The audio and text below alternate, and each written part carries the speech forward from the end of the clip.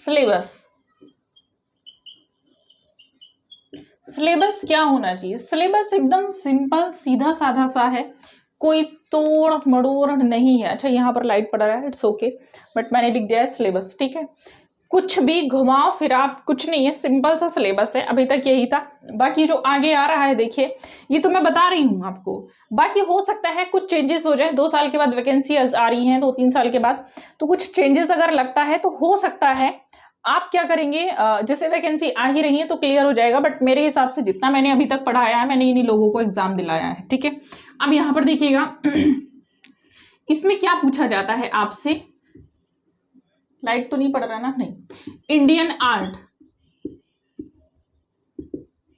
इसमें Indian art आता है। अब इंडियन आर्ट में क्या क्या आता है, वेस्टर्न बिल्कुल टच नहीं होता है इसमें। वेस्टर्न कहाँ से टच होता है, कौन सा पार्ट टच होता है वेस्टर्न का, जो इंडियन से जुड़ा है। वैसे तो वेस्टर्न का पार्ट सारा ही इंडियन से जुड़ा है, लेकिन जो खास तौर से जुड़ा है एक ऐसा पार्ट जो आपकी भारतीय चित्रकला में भी आता है और आपकी पाश्चात्य चित्रकला में भी आता है। ऐसा कौन सा पार्ट है आप मुझे कमेंट करिएगा, फिर मैं आपको बताऊंगी ऐसा कौन सा पार्ट है। ये आप लोगों के लिए क्वेश्चन है, ऐसा कौन सा पार्ट है भारतीय चित्रकला का जो वेस्टर्न में भी आता है और जो भारतीय चित्रकला में भी आता है। कमेंट करके मुझे जरूर बताइएगा कौन सा पार्ट है, मैं देखती हूँ किस किस को पता है, ठीक है। चलिए, ऐसा एक पार्ट है जो भारतीय चित्रकला में भी आता है, वेस्टर्न में भी आता है। इस तरह के 2-3 क्वेश्चन या 5 जैसे ज्यादा क्वेश्चन नहीं आते, वो भी आपको लगता है भारतीय चित्रकला से जुड़े हुए, क्योंकि उनका कनेक्शन है ही भारतीय चित्रकला से। जब हम भारतीय चित्रकला को पूरा पढ़ते हैं तो उसमें आ जाता है, ठीक है। इसलिए इसको पूरा लिखेंगे, इंडियन आर्ट ही आता है और कुछ नहीं आता। और इसका प्रोसीजर भी क्या होता है वो भी मैं समझा दूंगी। प्लस इसमें आर्टिस्ट आएंगे।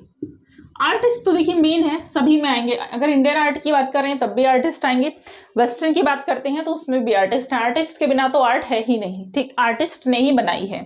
आर्टिस्ट को इसमें मैं बहुत एक डीप ऐसी बात समझा देती हूँ आप लोगों को। कुछ ऐसे आर्टिस्ट आते हैं, अगर आप देखें तो जैसे बंगाल शैली की अगर हम बात करते हैं, बंगाल स्कूल,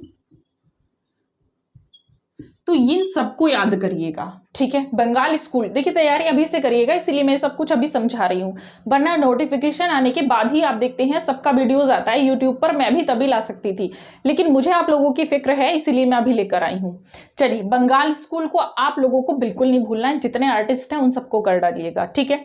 जो मेन आर्टिस्ट हैं, अवनींद्रनाथ है, रविंद्रनाथ है, राजा रवि वर्मा है, हुसैन है, जो ये बंगाल शैली के नहीं मैं बता रही हूँ, सारे बता रही हूँ। तो इनसे तो कभी भी ऐसा नहीं होता कि कोई प्रश्न नहीं आया हो, आता है, कुछ भी आ जाता है इनसे, राइट। अब हम आते हैं कंटेम्प्रेरी आर्टिस्ट पर। आधुनिक और समकालीन आर्टिस्ट को देखेंगे, मॉडर्न एंड कंटेम्प्रेरी आर्टिस्ट में। तो इसमें कुछ आर्टिस्ट हैं सिलेक्टेड, मैंने बताया था सिलेक्टेड, और इसके लिए मैं वीडियो बना चुकी हूं, तो आप इसके लिए आर्टिस्ट वाली मेरी वीडियो देख सकते हैं, डिस्क्रिप्शन में लिंक दिया होगा, ठीक है। सिलेक्टेड इसमें भी आपको करना है, फिर भी मैं एक बार रिपीट कर देती हूँ थोड़ा सा। जैसे मैंने अभी बताया, हुसैन, राजा रवि वर्मा, अवनींद्रनाथ हो गए आपके, यामिनी राय हैं आपके, अमृता शेरगिल हैं, राम किंकर बैज, डीपी राय चौधरी, इस तरह के जो फेमस आर्टिस्ट हैं आप लोगों के, वो आते हैं। तो इनको कभी भी इग्नोर मत करिएगा, इनको आपको जरूर पढ़ना है, ठीक है।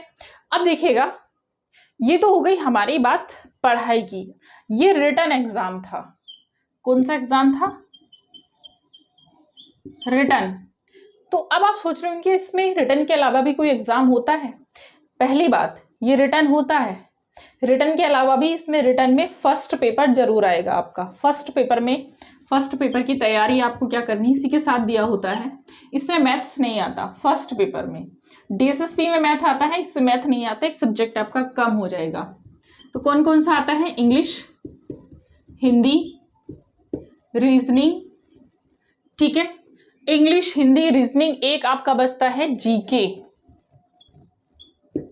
ठीक। English, Hindi, reasoning and GK, ये आपका हो जाता है। इसके बाद आर्ट का एग्जाम आपका आर्ट का आएगा।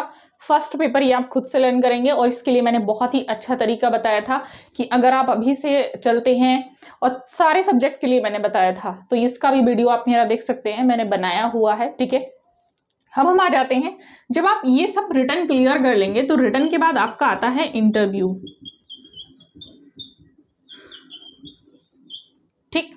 इंटरव्यू में क्या है, इंटरव्यू में कुछ नहीं है, सीधा साधा सिंपल सा, जैसे आप देख रहे हैं केबीएस के जो कॉन्ट्रेक्चुअल वाली वैकेंसीज हैं उसके भी इंटरव्यू चल रहे हैं, तो उसमें भी कुछ खास नहीं है, बिल्कुल वैसे इंटरव्यू होता है। बस फर्क सिर्फ इतना होता है, यहाँ पर जो इंटरव्यू चल रहा है अभी, ये कुछ क्लास के ही लोग लेते हैं, स्कूल के ही लोग लेते हैं, जैसे लाइक क्लास टीचर या प्रिंसिपल साथ में बैठ के, या 2-3 टीचर बैठ के जिनको कला की बहुत अच्छे से नॉलेज भी नहीं होगी, बस 1-2 लोगों को कला की नॉलेज होती है, ठीक है।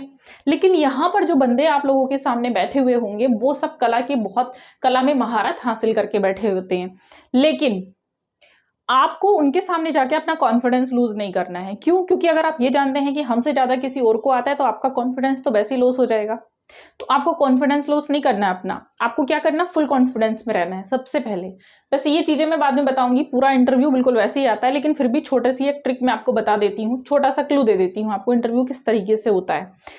इसमें फर्स्ट ऑफ ऑल आपको क्या करना है इंटरव्यू के लिए, अगर आप रिटन एग्जाम क्लियर करना इसका बहुत ज्यादा टफ नहीं है। फिर इसमें आपको देखिए जितना भी, क्योंकि आपने अगर पोस्ट ग्रेजुएशन किया है, एमए किया है, तो आपको तो वैसे ही कला में महारत हासिल है, मतलब आप प्रैक्टिकल बहुत अच्छे से जानते हैं और हिस्ट्री भी इसकी बहुत अच्छे से जानते हैं आर्ट की। तो आपको सिर्फ एक छोटा सा काम करना है, आपने जितना भी अपना मैटर मतलब प्रैक्टिकल का जितना भी है आपने अभी तक तैयार किया हुआ है, जो बनाया है एग्जीबिशन में, पेंटिंग्स दी हैं या फिर आपके पास हैं अवेलेबल, उनकी फोटो होंगी, अगर आपने एग्जीबिशन में भी निकाली होंगी तो आपके पास फोटो होती है, ठीक है। उन फोटो को संभाल के रखिएगा, और अगर ओरिजिनल है तो कोशिश करें, मैं यही कहूंगी ओरिजिनल वर्क अपना साथ में लेकर जाएं, ठीक, उससे बहुत इफेक्ट पड़ता है, उसके मार्क्स आप लोगों को मिलते हैं। अगर नहीं है तो फिर उसकी फोटो है तो वो फोटो लेकर जाइएगा। दूसरी चीज, आप खुद एक एक्सपीरियंस वाला इंसान, आप जा रहे हैं सामने से, तो आपसे बड़ा और कुछ नहीं है, आप जाएंगे, बस आपको ये ध्यान रखना है कि हमें जितना भी आता है वो सही आता है और उन क्वेश्चन का आंसर हम देंगे। दूसरी चीज क्या है, देखिए जितना बड़ा आएगा तो उसी में से, इंडियन में से ही लोग क्वेश्चन करते हैं और आपको सिर्फ आंसर देना है, और डिटेल में, क्योंकि इंटरव्यू में कुछ चीजें ऐसी होती हैं कि आपको डिटेल में भी समझानी पड़ जाती हैं, तो उसके लिए भी आप लोगों को तैयारी का समय मिलेगा, आप लोग तैयारी करेंगे, मैं ही आप लोगों की तैयारी कराऊंगी। एंड जो प्रैक्टिकल मैंने बताया है तो वो क्या करते हैं, आप लोगों को बोल देंगे कि जो 3-4 लोग वहां पर बैठे होंगे कि आप इनका पोर्ट्रेट बनाइएगा, क्योंकि आप आर्ट के लिए जा रहे हैं। यहाँ पर कुछ ऐसा नहीं है कि आपको सिर्फ मैंगो या मैंगो या एप्पल ही जाके बनाना है क्लास में, वहां से आपको पूरा इंटरव्यू लिया जाएगा बहुत ही अच्छे तरीके से। तो वो चीज भी आपको एकदम परफेक्ट तरीके से अपनी रखनी है। मेन स्केचिंग आपको तैयार रखना है, ठीक है, स्केचिंग को बिल्कुल ना भूलें, स्केचिंग पे आपकी पकड़ होनी चाहिए। तो ये तो आपका आफ्टर रिटर्न की बात हो गई है। अभी सिर्फ आपको रिटर्न अपना तैयार करना है। रिटर्न में देखिए क्या क्या चीजें मैं आपको बता चुकी हूँ, फुल इंडियन आर्ट, ज्यादा सिलेबस नहीं है, जस्ट हाफ हो चुका है यूपी टीजीटी के अकॉर्डिंग। तो ये तो मैं मानती हूँ आप लोगों का तैयार है, और अगर आप लोगों का ये तैयार है तो आप आसानी से कर सकते हैं।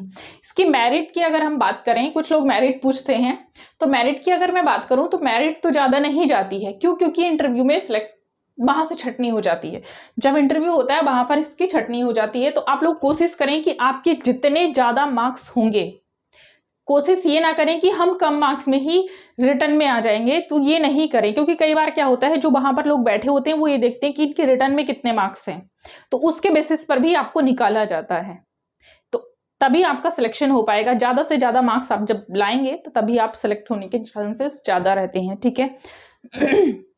अगर आप लोगों को तैयारी करनी है केबीएस की या अदर आर्ट से रिलेटिव जो भी एग्जाम है आप लोगों के, क्योंकि नेट के एग्जाम भी आप देखते हैं, नेट का भी आ चुका है, फॉर्म फिल हो रहे हैं, और आपका जो पीएचडी है उसके लिए भी, जो लोग रिसर्च करना चाहते हैं उसके लिए भी तैयारी हो रही है। तो इन सब चीजों की जो भी तैयारी करना चाहते हैं तो आर्ट ज्ञान कला को नहीं भूलेंगे, और इस पे आपको सारी चीजों की तैयारी कराई, आपके आर्ट से रिलेटिव जो भी आपके पेपर हैं उनकी तैयारी कराई जा रही है। और मेरा यूथ का चल ही रहा है, आगे भी मैं कुछ लेकर आने वाली हूँ आप लोगों के लिए। जैसे ही यूथ हमारा फिनिश होगा वैसे ही हम करेंगे, क्योंकि अभी रंगों का त्योहार है, होली मनाएंगे। एंड जो भी आपकी क्वेरी है कमेंट करेंगे, और लास्ट में क्या करना है, लाइक करना है, शेयर करना है, ठीक है। और आपके जो भी कमेंट्स हैं उनके बारे में भी मैं लेकर आऊंगी। तो तब तक इसको समझिए और इसको समझ के पढ़िएगा, तैयारी दोनों की करिएगा। सिलेक्शन जरूरी है और सिलेक्शन इसी बार लाना है, और तभी मैं देखना चाहती हूँ कि कितने लोगों ने पढ़ा है, और जो क्वेश्चन का आंसर मैंने दिया है वो सारे लोग आंसर करेंगे, मुझे कमेंट करेंगे, और सिलेक्शन सबका हो जाएगा। इससे बड़ी खुशी की बात मेरे लिए और कुछ नहीं हो सकती है। Thank you so much.